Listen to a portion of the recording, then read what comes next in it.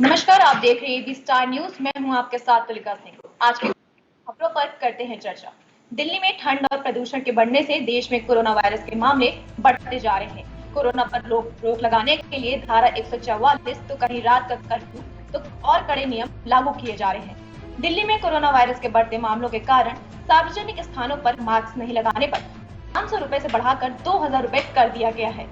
इसका उद्देश्य लोगों को एक स्थान पर इकट्ठा होने से रोककर कोरोना वायरस संक्रमण के प्रसार की जांच करना है। दिल्ली के कई बाजारों में पुलिस लगातार गश्त कर रही है। यहाँ उन राज्यों की सूची दी गई है जिन्होंने कोरोना वायरस के खिलाफ निवारक उपाय के रूप में रात के कर्फ्यू के नए प्रतिबंध लगाए हैं।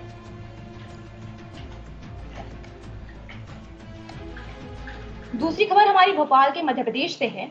भोपाल में कोरोना के बढ़ते मामलों को देखते हुए मुख्यमंत्री शिवराज सिंह चौहान ने भोपाल में रात का कर्फ्यू लागू किया है। रात्रिकालीन कर्फ्यू में भोपाल की सब सड़कों पर सन्नाटा पसर गया है। भोपाल में कई बाजारों को रात 8 बजे से लेकर 9:30 के बीच बंद करने का आदेश दिया गया है। कोरोना के बढ़ते मामलों को देखते हुए एक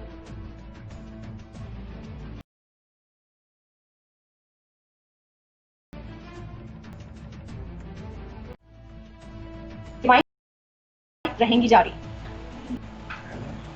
दूसरी ओटीटी मीडिया प्लेटफॉर्म पर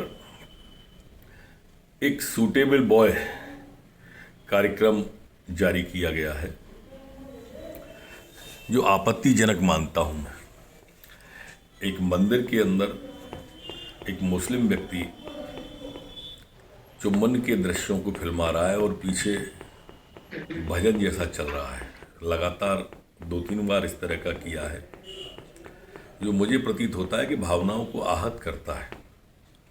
मैंने अधिकारियों को निर्देश किया है कि वो इसका परीक्षण करें कि नेटफ्लिक्स ओटीटी प्लेटफॉर्म पर ये कार्यक्रम क्यों कर, क्या उद्देश्य से इसको पुनः प्रारंभ किया है, पुरानी थीम को, निर्माता निर्देशक पे क्या कार्य, इन सभी बिंदुओं का परीक्षण कर मुझे। चौथी खबर पाकिस्तान से है। पाकिस्तान की एक अदालत ने मुंबई आतंकी हमलों के मुख्य षड्यंत्रकारी और जमात उद दावा के प्रमुख हाफिज सईद के 2 और साथियों को आतंकवाद के विस्फोटन मामले में जेल भेजा गया है। लाहौर की आतंकवाद निरोधक अदालत ने शुक्रवार को जमात मोहम्मद अशरफ और लुकमान शाह को क्रांति से 5.5 और 6 साल की सजा सुनाई है।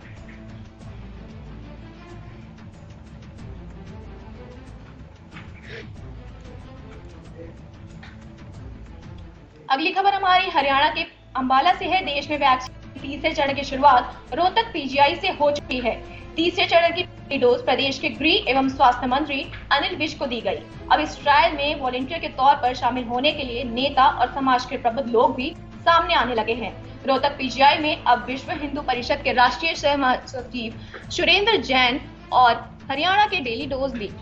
उन्होंने लोगों से अपील की कि ज्यादा से ज्यादा लोग इस कोरोना संक्रमण के मामले में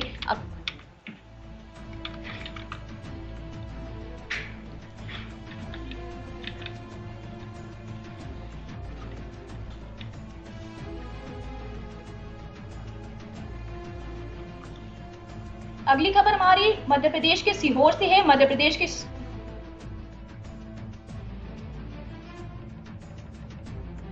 मैं पूरे देश से अपील करता हूं, अधिक से अधिक संख्या में आगे बढ़े, इस ट्रायल को सक्सेसफुल बनाएं।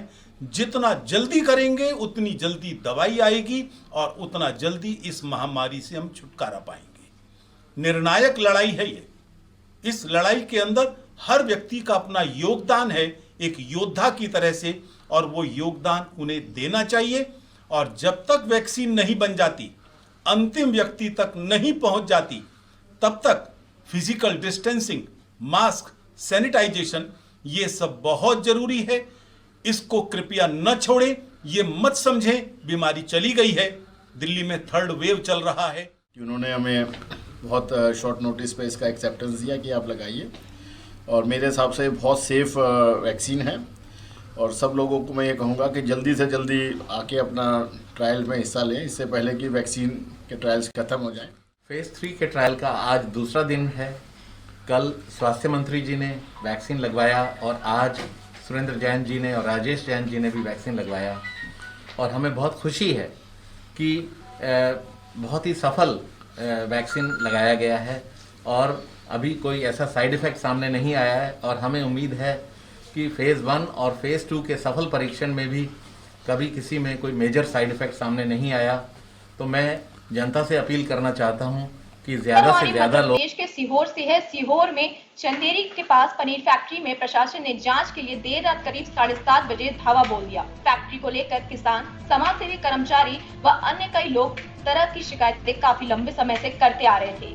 वहीं जयश्री गायत्री फूड लिमिटेड पर आरोप लगे हैं कि वह दूध उत्पाद बनाने में अत्यधिक केमिकल का उपयोग कर रहे हैं, जिसके चलते सैंपल लेने में प्रशासनिक अधिकारी पहुंचे। बताया जा रहा है कि कार्रवाई के लिए अधिकारियों का शासन से स्तर से निर्देश मिले थे, जिसके चलते बिना सूचना दिए वह मौके पर पहुंचे हैं। फिलहाल कार्रवाई के दौरान सैंपल लिए गए हैं, साथ ही फैक्ट्री से बाहर किसान भी एकत्रित हो गए।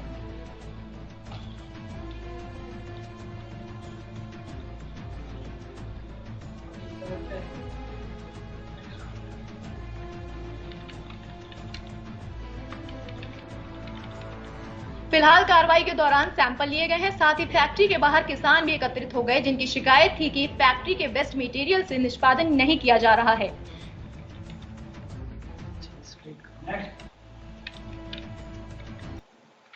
अगली खबर हमारी यूपी के बदायूं से है। उत्तर प्रदेश के बदायूं में कादर चौक के रेवा गांव में एक 40 साल के किसान की उसी के घर में गोली मारकर हत्या कर दी गई।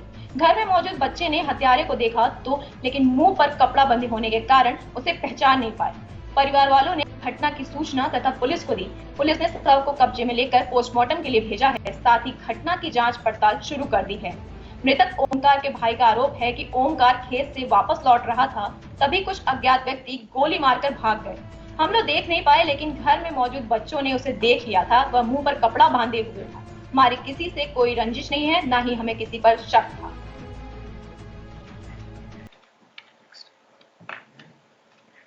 अगली खबर हमारी यूपी के बांदा से है। यूपी के बांदा में सिरफिरे में प्रेमी ने बड़े भाई की साली के पहले कुल्हाड़ी से मारकर हत्या कर दी। ट्रेन के आगे कूदकर आत्महत्या कर ली। माना जा रहा है कि अपनी बहन के घर आई हुई थी, जिस दौरान सिरफिरे प्रेमी ने उसे शादी की बात की थी और दोनों के बीच पिछले 2 साल से प्रेम संबंध चल रहे थे। शादी के शादी से मना करने पर प्रेमी ने घटना का अंजाम दिया। आज थाना अतर्रा में एक सूचना प्राप्त हुई कि थाना कस्बा अतर्रा के पास में ही एक मजरा है, उसका महदू अरक का पुरवा।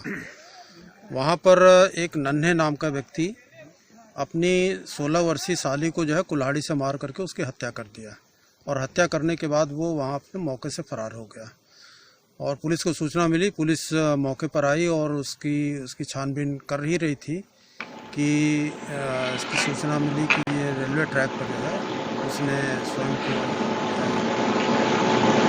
अगली खबर हमारी यूपी के प्रयागराज से है। अखिल भारतीय कार्यकारी मंडल की बैठक शुरू हो गई है। आरएसएस के अखिल भारतीय कार्यकारी मंडल पूर्वी उत्तर प्रदेश की बैठक शुरू।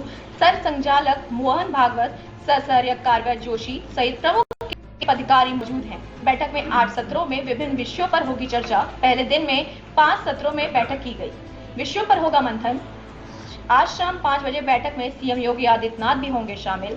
सर संचालक मोहन भागवत और सर कार्य जोशी से भी अलग से सीएम योगी करेंगे मुलाकात। रात 8 बजे कार्यक्रम स्थल से सीएम हो जाएंगे रवाना।